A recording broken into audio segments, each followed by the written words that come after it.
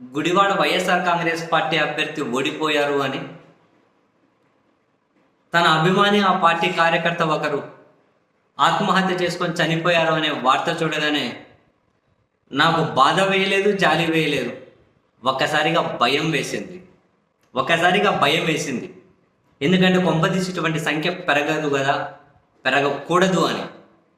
కారణం భావోద్వేగం నుంచి వచ్చే కళ్ళతడి తప్పితే బలహీనత నుంచి వచ్చే కళ్ళతడిని, కన్నీళ్లను తీవ్రంగా అసహ్యించుకునే నేను భావోద్వేగం నుంచి వచ్చే కంటతడి గురించి అంటలేను.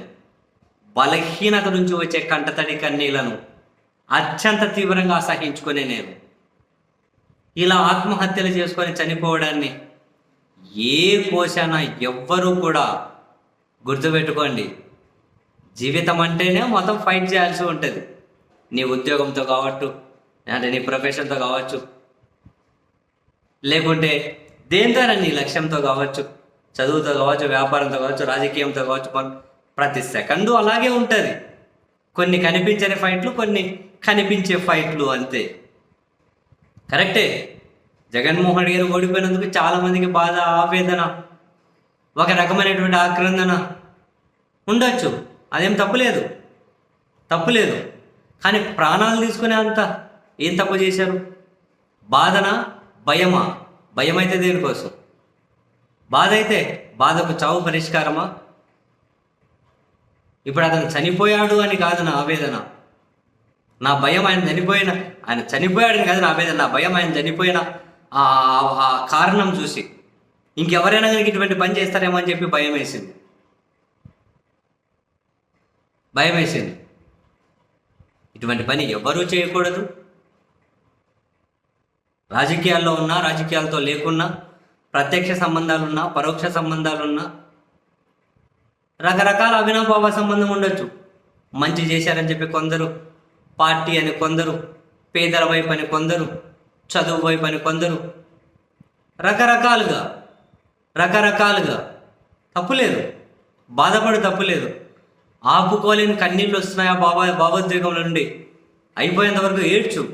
కానీ ఇటువంటి పని చేయకండి దయచేసి. అటువంటివి వాటికి ఎవరు కూడా మద్దతిచ్చే విధంగా మాట్లాడకండి.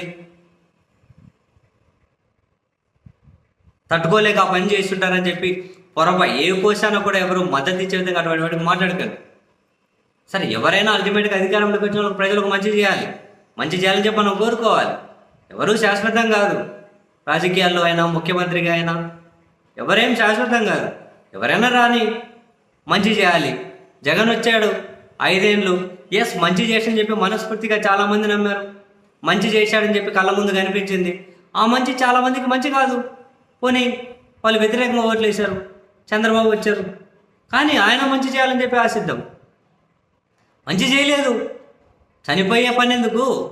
అడుగు. మంచి చేస్తా అన్నావు ఏది? అది చేస్తా అన్నావు ఏది? అడుగు. అడగడానికి కోసమైనా ఉండాలిగా. సో ఇటువంటి పని ఎవరు చేయకండి. అటువంటి వాళ్ళకు మద్దతుగా ఎవరు మాట్లాడకండి దయచేసి. ఎందుకంటే అందరూ ఒక భావోద్వేగంలో ఉన్నప్పుడు చాలామంది, సరే జగన్ ఓడిపోయినా 39-40% మంది ఓట్లు అయితే వేశారు కదా, వాళ్ళంతా జెన్యున్గా జగన్ గారి అభిమానులే అనుకుంటున్నాను నేనైతే. ఆ పార్టీకి సంబంధించి ఆయన మంచి చేశాడని చెప్పి నమ్మి ఎవరైనా కృతజ్ఞతతో ఓట్లు వేశారు అని ఈ లెక్కలు చూసుకుంటే ఏమీ కనిపించట్లేదు. సరే, దీని గురించి చాలామంది మాట్లాడుకోవడానికి వారం 10 రోజుల కంటెంట్ ఉంది మన దగ్గర ఓవరాల్గా. అంటే ఇప్పుడే మనం ఏమి దీని మీద అక్కడ డీపుల్లోకి వెళ్ళదలుచుకోలేదు. డిస్కస్ చేయడానికి చాలా టైం ఉంది. బట్ దయచేసి పని అయితే చేయకండి. Not fair. దయచేసి మద్దతు కూడా ఇవ్వకండి. మద్దతు ఇస్తే మీరు ఇంకొకరిని ప్రోత్సహించినట్లే అవుతుంది.